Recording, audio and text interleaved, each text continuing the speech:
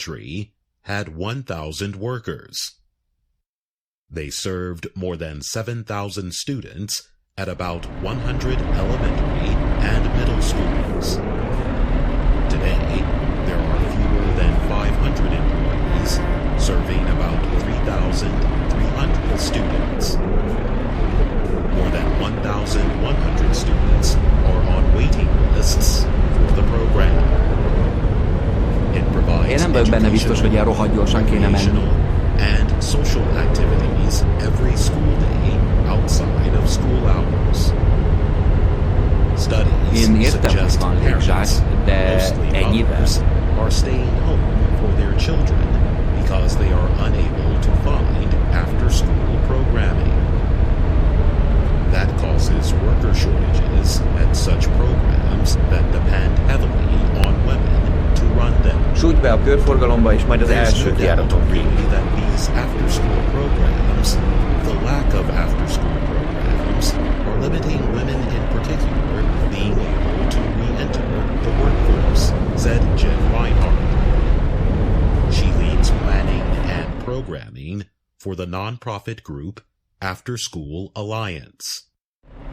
If women don't return to the workforce, then we don't have the staff we need for these after-school opportunities, so it's all very tangled together, she said. An After School Alliance study found a record high of 24.6 million children were unable to enter a program at the end of 2021. The researchers looked at more than 1,000 program providers.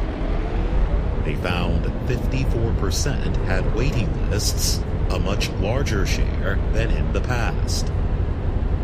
Wells Fargo reported that labor shortages in childcare are more severe than in other industries also struggling to find dependable employees.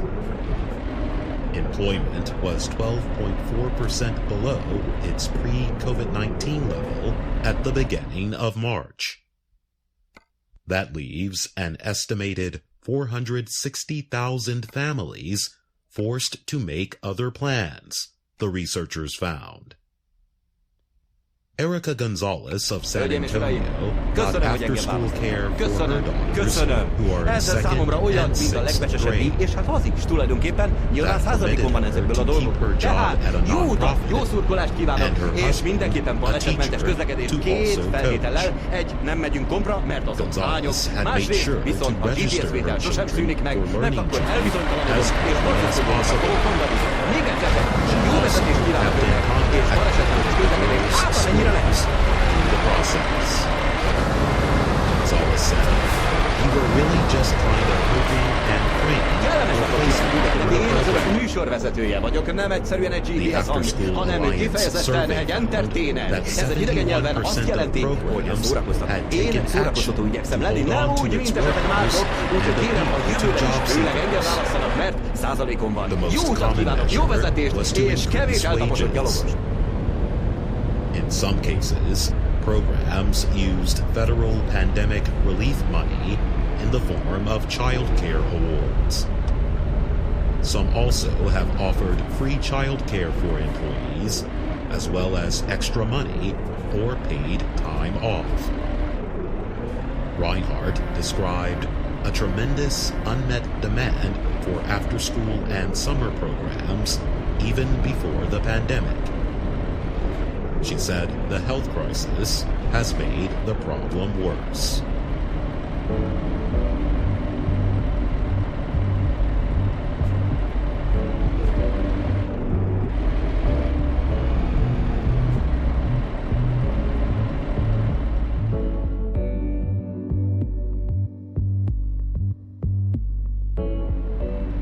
Nigerian students who want to escape poverty can learn science, technology, engineering, and math, or STEM, for the cost of 100 naira, or about 25 cents a day. Faridat Bakare is a 12-year-old student at Nosk Secondary School in Abuja. She started in the school in 2020, a year after it opened. She wants to be an engineer. In a technical lab at the school, she shows a design for a solar-powered car made from cardboard for her class project. I want to become an electrical engineer who works with robots and solar panels and all the connections of all the snap circuits and things like that, said Bakari. She lives with her mother and 4 siblings in a poor neighborhood in Abuja. NOSC School runs largely on donations. The school currently has 82 students, but is expanding each year. School officials visit each family to establish whether they can pay for the cost of education. The amount could be as high as $159 for a term. Irene Bangwell, the founder of NOSC, is a former teacher. She said the idea of a science high school for poor children came to her 8 years ago. At the time, she took her child to a hospital and heard a cleaner there telling another patient that her young daughter was also a cleaner instead of being in school. Bangwell added, "When we decided to run the NOSC school, we had to ask ourselves, what kind of education does a poor man's child need to break out of poverty?" She says she plans to set up more such schools in Nigeria. At least 10.5 million children in Nigeria do not attend school. The United Nations said in January that is the highest rate in the world. Most affected are girls, children with disabilities, and those from poor families. Students at NOSC spend 75% of their time studying STEM. When they finish their studies, each student has to develop a design of something they can use or continue to develop after school. For the cost of 25 cents a day, students are given clothes, books, and food. Fausat Bakari is Faridat's mother. She believes her daughter's education at NOSC will help the family. "I believe that she will wipe away my tears.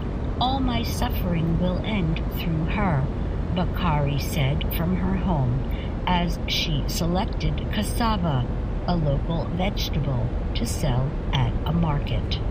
I'm Susan Shand.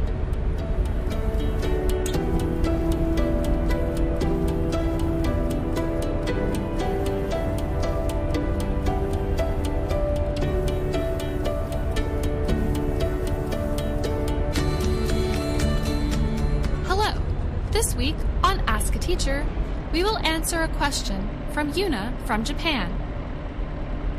I would like to know the difference between everyday and everyday.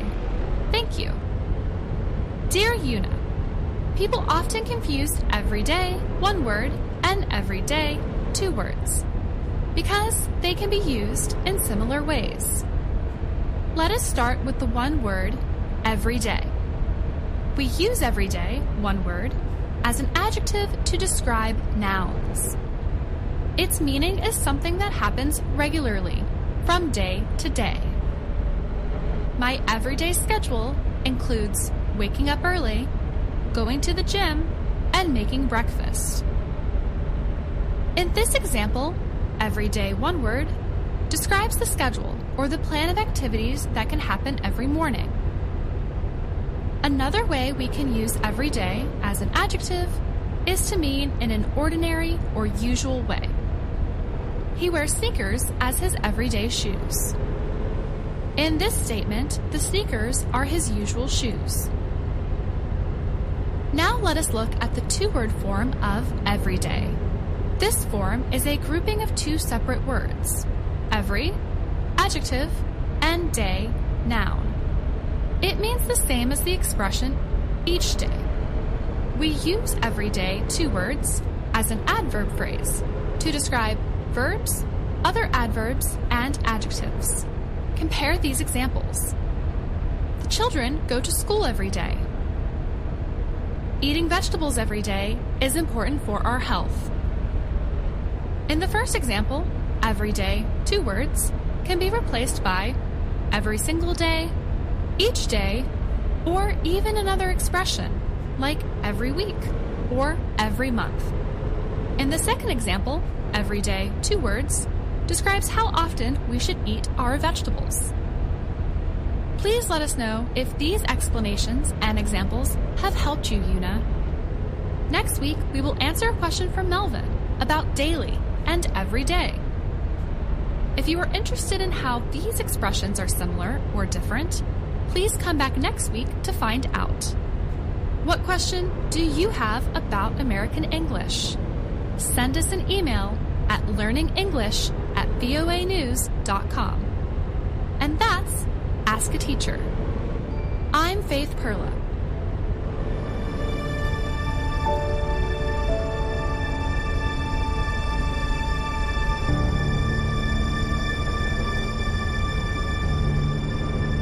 The American movie industry will hold the Academy Awards, known as the Oscars, on Sunday in Los Angeles. Some movie critics think Coda may be the first movie from a media streaming service to win the Best Picture award. Coda is about a deaf family with a daughter who can hear. The movie was made by Apple TV Plus, Apple's streaming service. It won the top award from the Producers Guild and Screen Actors Guild, 2 movie industry groups, earlier this year. The first film from a streaming service to be nominated for Best Picture came in 2016. The movie was Amazon's Manchester by the Sea. That year, the winner was Spotlight, about the Boston Globe newspaper.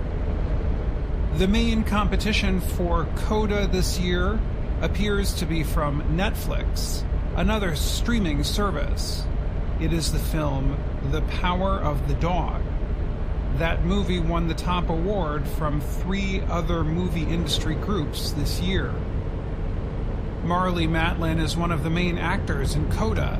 She is also deaf. She won an Oscar for her performance in the 1986 film Children of a Lesser God. It would be great for a streamer to win, I think, because it just expands the landscape, Matlin said. An Oscar win, even a nomination, lifts the financial performance of a movie.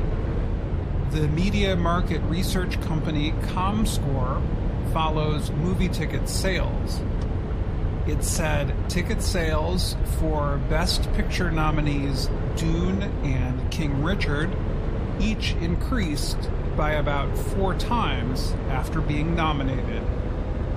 7 of the 10 films nominated for Best Picture can be watched using streaming services. The other 3 can be purchased or rented to watch at home. It is possible that instead of ticket sales, the streaming services will gain more subscribers after Sunday's awards are announced. Dune, West Side Story, and Nightmare Alley are all available on HBO Max. A spokesperson for the service said all 3 movies recently had more people watching them. When Jessica Chastain was nominated for Best Actress, her film, The Eyes of Tammy Faye, had a 42% increase in viewers. One movie business expert said 10 years ago, the movie studios used buzz from award shows to get people to buy tickets. Now, the expert said, all of these streamers have something to gain. Kerry Washington is one of Hollywood's top actors. Although more people are watching movies at home, she does not think it is the death of anything. Washington said, "I think we're just having more and more options and ways to appreciate content." I'm Dan Friedel.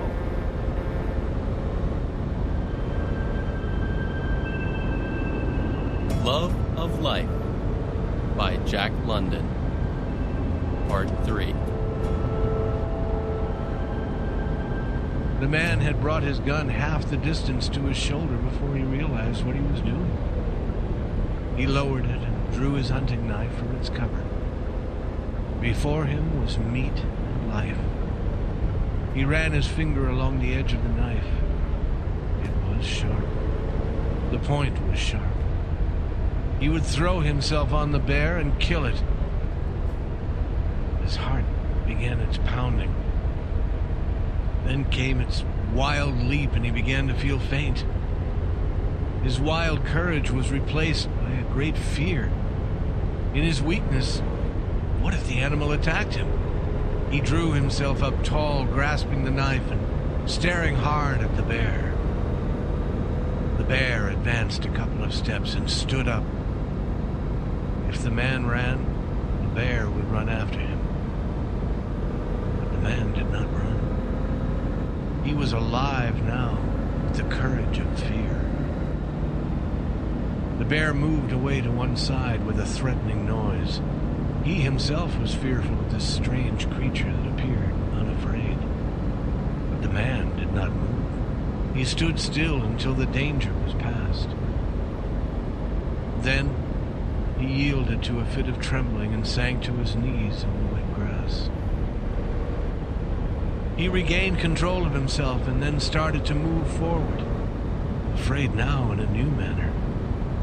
It was not the fear that he would die from lack of food. He was afraid that he would be destroyed by forces other than starving.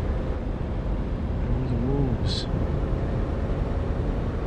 Across the wasteland, their howls could be heard, making the air itself a threat most real to him.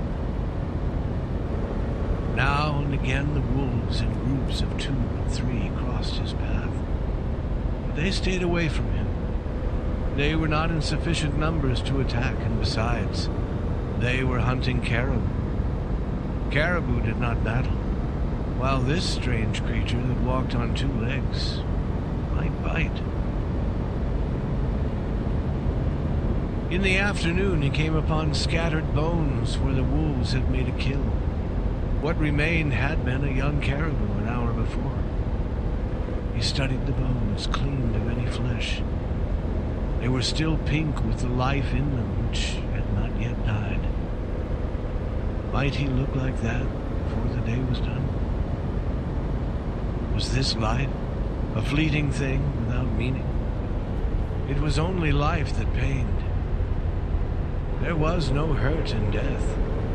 To die was to sleep. It meant rest. And why was he not content to die? But he did not think about these things for very long. He was soon seated in the grass, a bone in his mouth, biting at the bit of life that made it yet pink. The sweet, meaty taste drove him mad. He closed his teeth firmly on the bones. Sometimes it was the bone that broke, sometimes his teeth. Then he crushed the bones between the rocks. He pounded them into tiny pieces and ate them. He was in such a hurry that he pounded his fingers too. He felt surprised at the fact that his fingers did not hurt much when they were caught under the rock. Then came frightful days of snow and rain.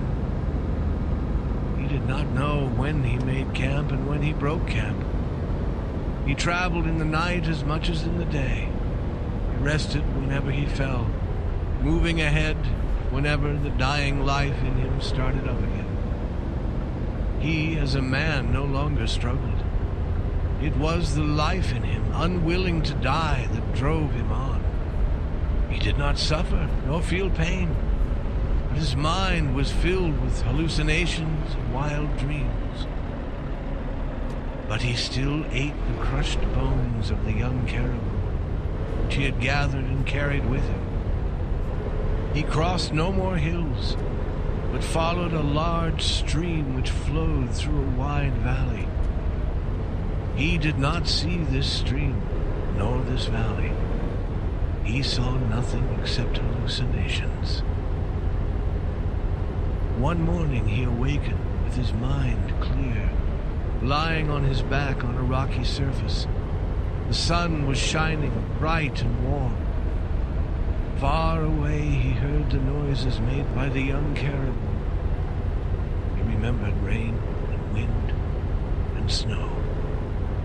But whether he had been beaten by the storm for 2 days or 2 weeks, he did not know. For some time he lay without movement.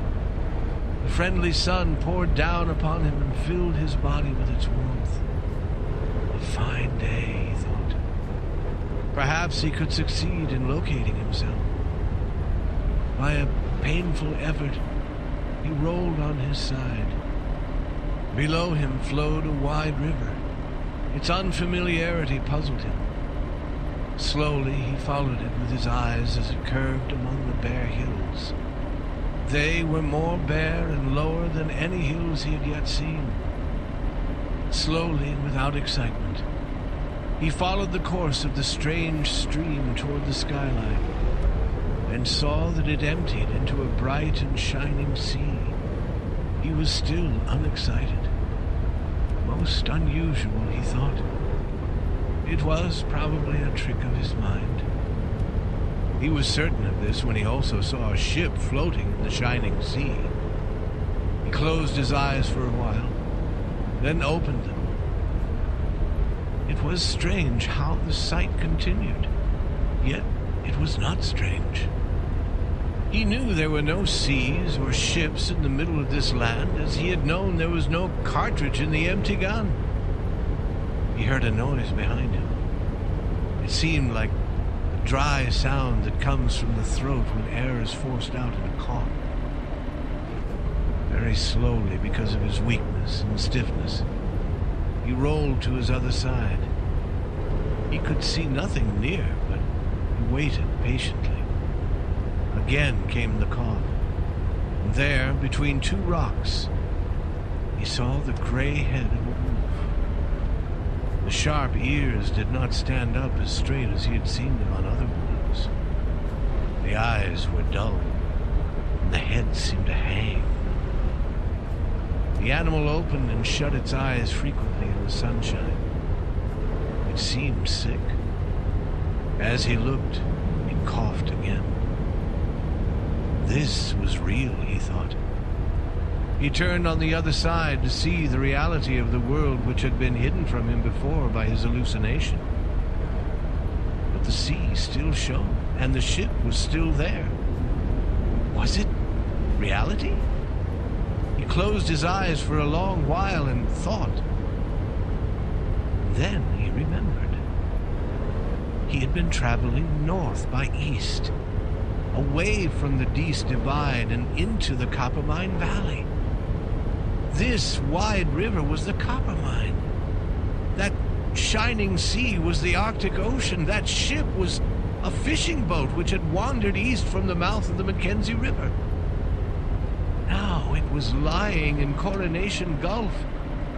He remembered the map that he had seen long ago, and it was all clear and reasonable to him.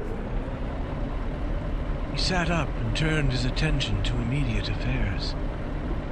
He had worn holes through the blanket wrappings, and his feet were like shapeless pieces of meat. His last blanket was gone. His gun and knife were both lost. He had also lost his hat somewhere, with the matches and the band. The matches against his chest were safe and dry inside the paper. He looked at his watch.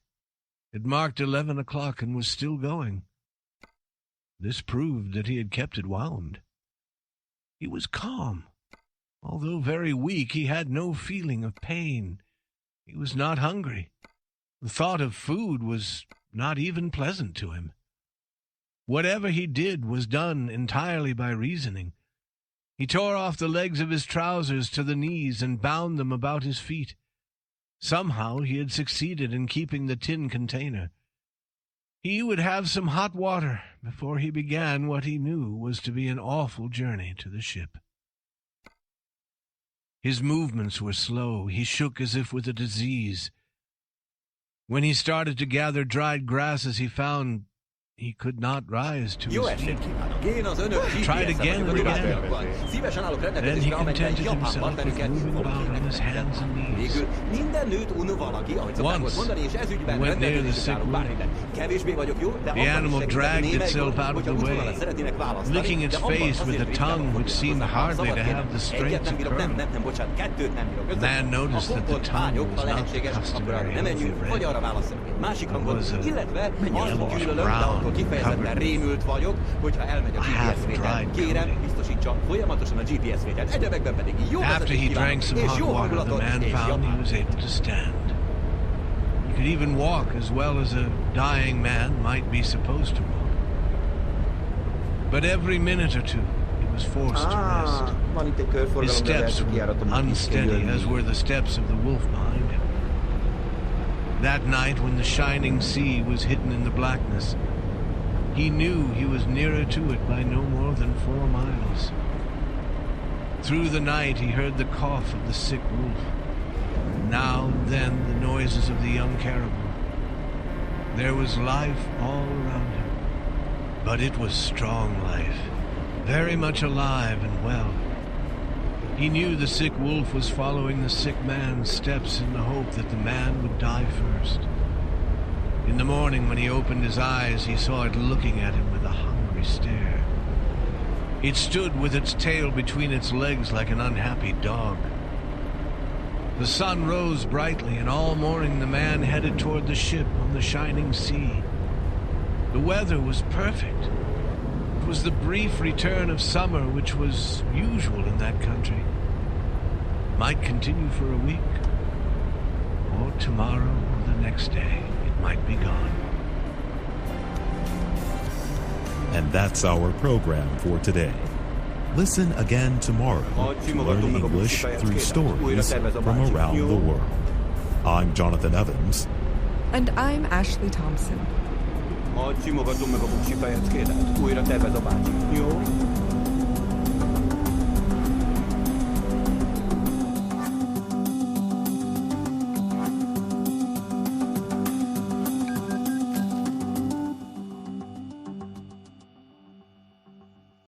What the hits?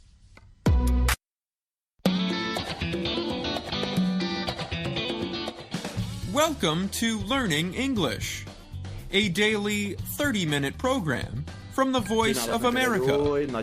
I'm Dan Novak.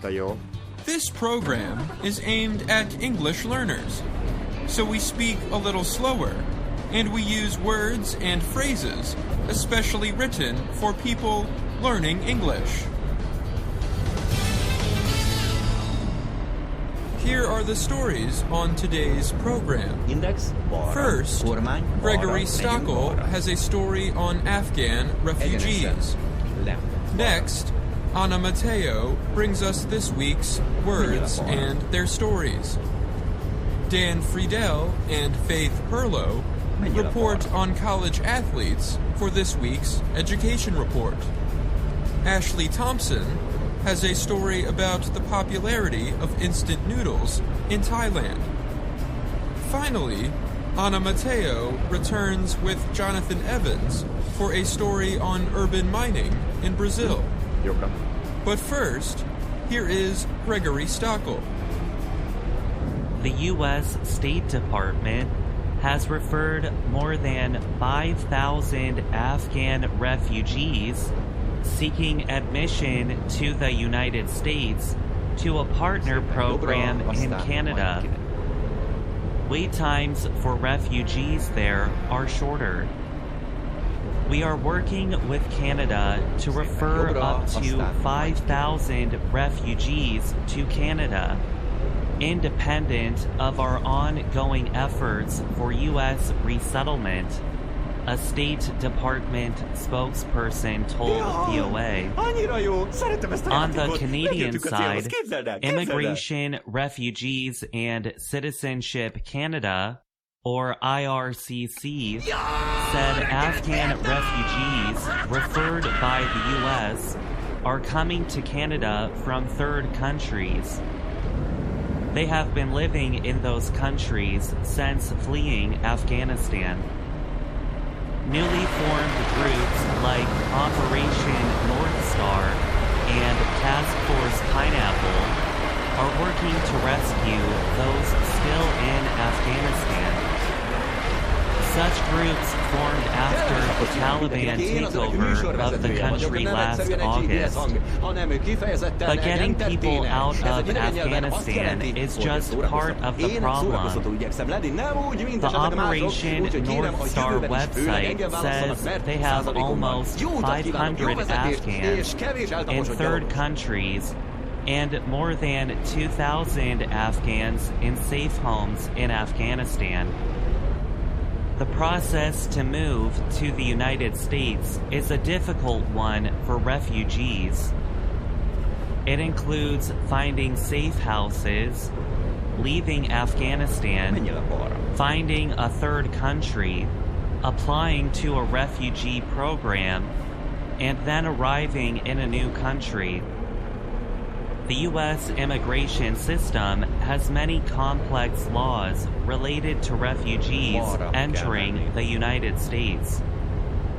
The full process can take 2 to 5 years.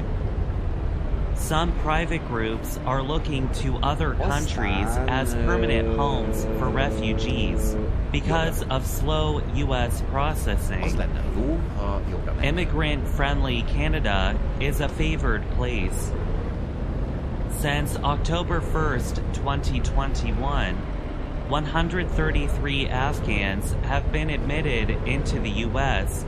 through the U.S. Refugee Admission Program, or USRAP, USRAP, USRAP. A total 1,554 refugees have been admitted through the Special Immigrant Visa Program.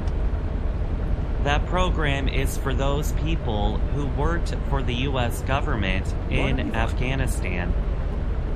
Once the U.S. identifies Afghan refugees who meet certain requirements, they are accepted for resettlement to Canada.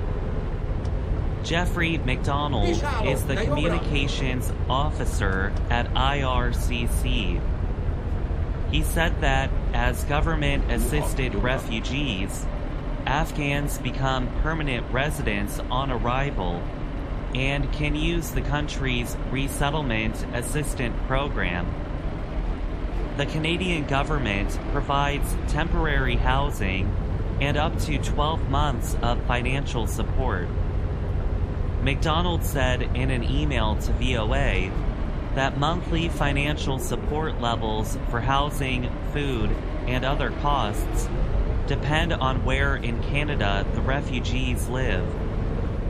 They also depend on the size of the family. The Canadian government has promised to accept 40,000 Afghan refugees. That includes the 5,000 people being referred through the partnership with the U.S. Since last August, the country has admitted a little over 8,800 Afghan refugees. I'm Gregory Stockel.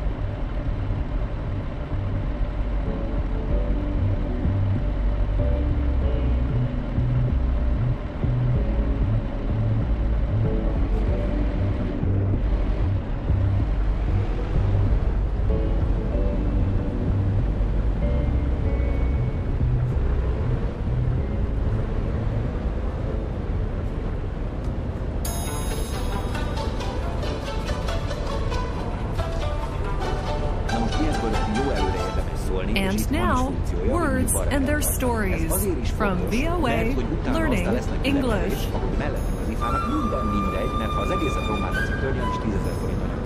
Spring has come to many places around the world.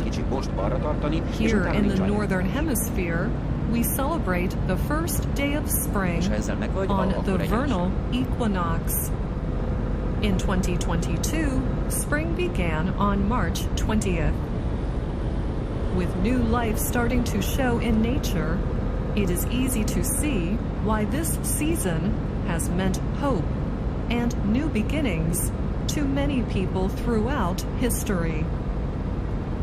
As a verb, the word spring can mean to come forth with energy. For example, when you spring into action, you start a project or task with a lot of positive energy. Here is another way to use spring as a verb. If you spring news or information on someone, you tell them something without preparation. For example, the other day, a good friend told me she would be moving to a new city by the end of the week. I can't believe she sprung such important news on me. And that brings us to our expression for today's show. Hope springs eternal. Hope springs eternal means that people can always find a reason to hope, even in the bleakest situations. Here, the word bleak means to not have much hope. Eternal means to last or exist forever, without end or beginning. So there is a dreamy quality to this expression. It is actually considered a proverb, a short, well-known saying containing a wise thought. The wise thought here is that we human beings never stop hoping or believing that things will get better. Even when common sense tells us that something will not happen, we still think it will. For example, a group of friends tried to start a business together. Their first 3 tries failed, but that did not stop them from trying again. You know what they say, hope springs eternal. Here is another example. Even though a woman lost her job, her car, and her apartment all in 1 month, she still kept a positive attitude. She still had good health and good friends. She asked them for a little help, and then started to rebuild her life. For her, hope springs eternal is more than a proverb. It is her life's motto. People who use or believe in this proverb are optimists. They optimistically believe in a brighter tomorrow. A pessimist, the opposite of an optimist, probably won't use hope springs eternal very often, if at all. Language experts say the proverb hope springs eternal comes from a shortened line from Alexander Pope's 1732 poem titled An Essay on Man. He wrote, "Hope springs eternal in every human breast." And that's all the time we have for this Words and Their Stories. Until next time, I'm Anna Matteo. Nekem tényleg mindegy, hogy mennyivel mély, mert én végül is egy viszonylag strapatív vagyok. De biztos vagy benne, hogy te is?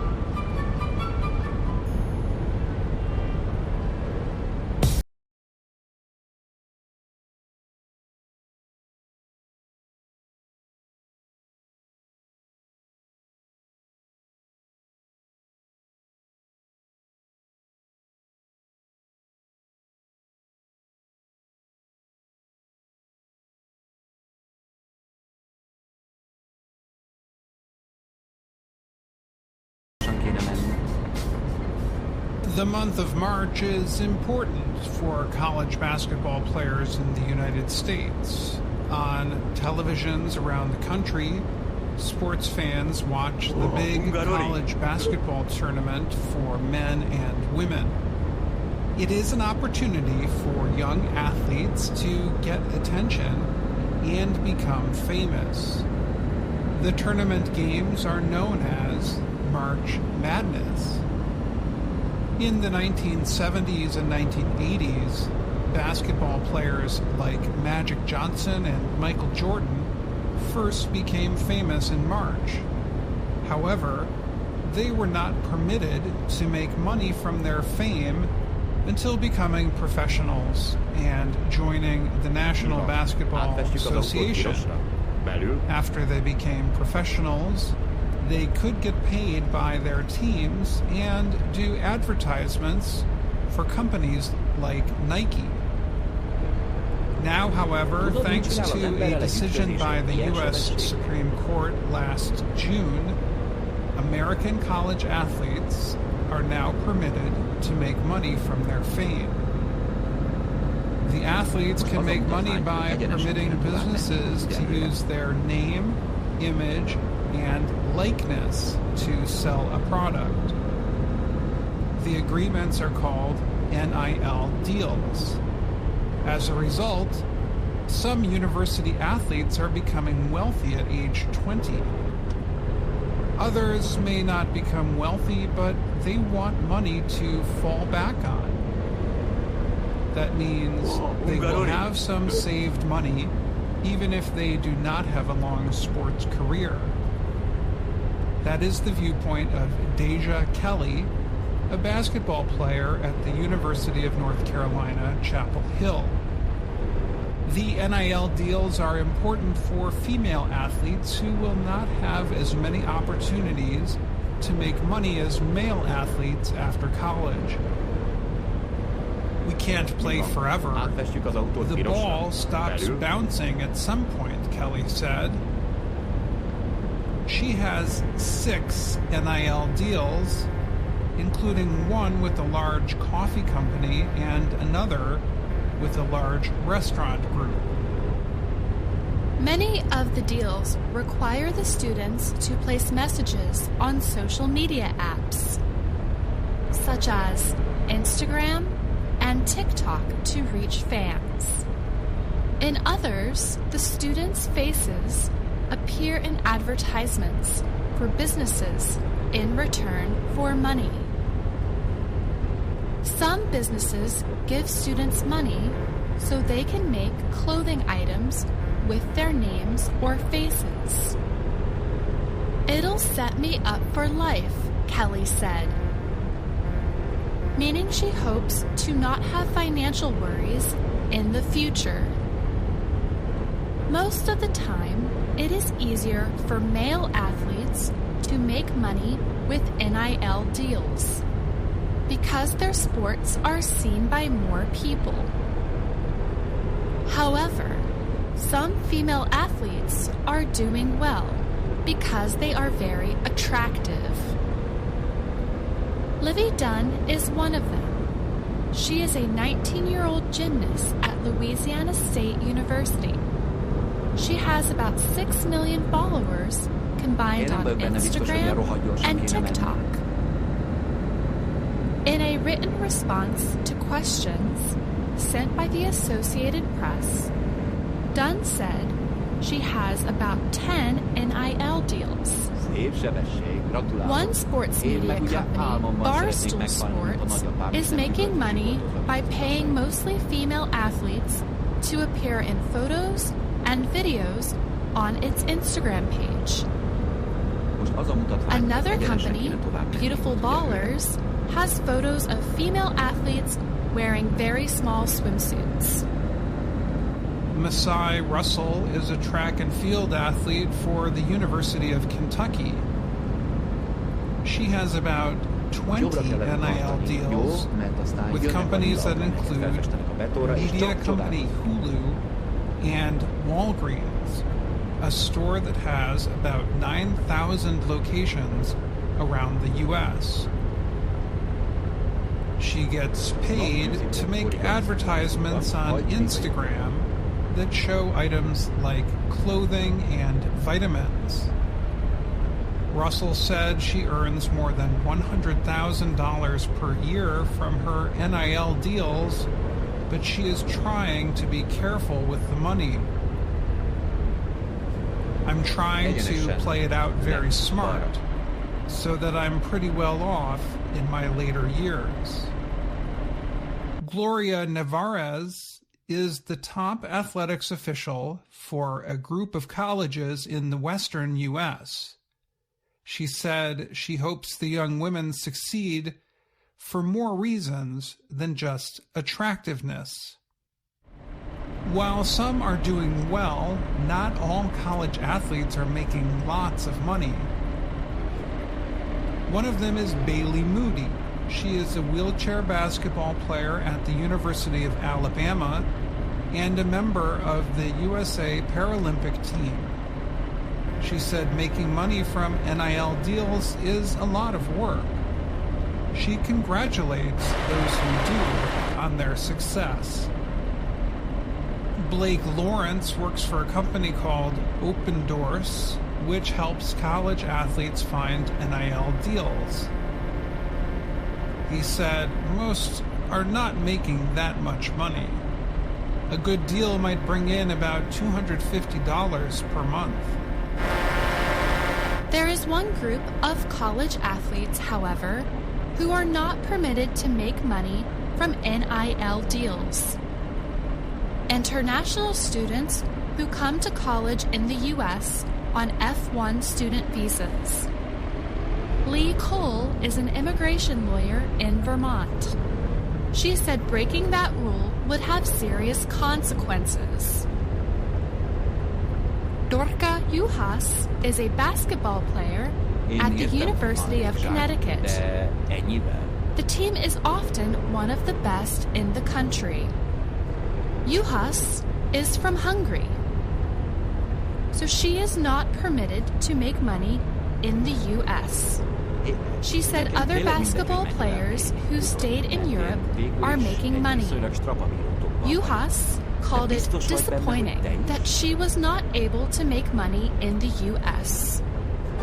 I'm Faith Perlow. And I'm Dan Friedel.